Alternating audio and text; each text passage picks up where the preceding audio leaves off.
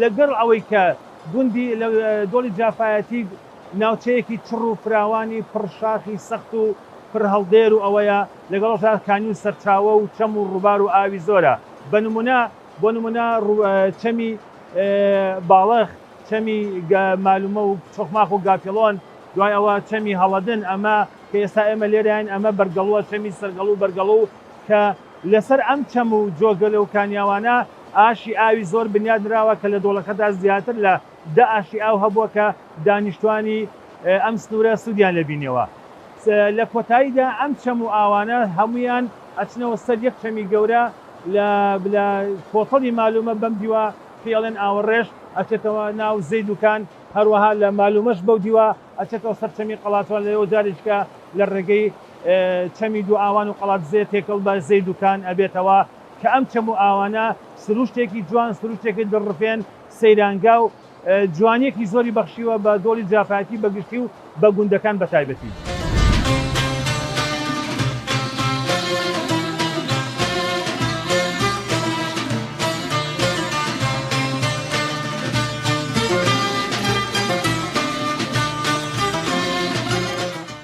ئێرە شوێنەواری ئاشی ئاوە لە گوندی هەڵەدن کە گوندی هەڵەدن دوو ئاشی گەورەی تیا بۆ مێکە لە ئاشەکانە بە ناوی ئاشی خوارەوە.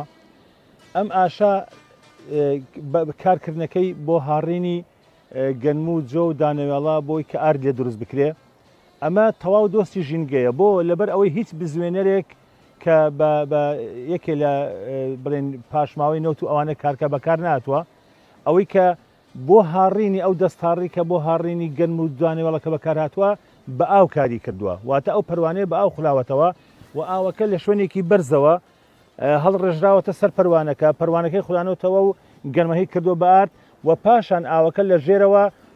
سوودیان لە بینێتەوە جارشکە بۆ ئاوداشن، واتە ئاوەکە هیچ چیلێ خەسار نەبووە. ئەو ئاوە وەکو خۆی ماوەتەوە تەنها بزوێنەرەکەی لە شوێنێکی بەرزەوە هەڵڕژێنراوەتە خوارەوە، پەروانەکەی خولانەوەتەوە و بەمە ئاشی ئاوەکە کاری کردووە، دانەڕۆر کردووە و دوای جارێککە ئاوەکە سوودی لێ بینراوەتەوە چۆتەوە سەر جۆگە و چەم و ئاو بۆی جارێککە بۆ ئاوداشتن و بۆ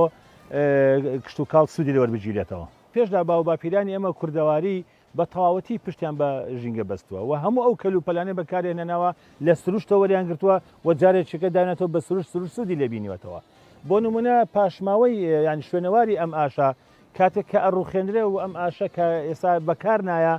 ئەگەر ئەم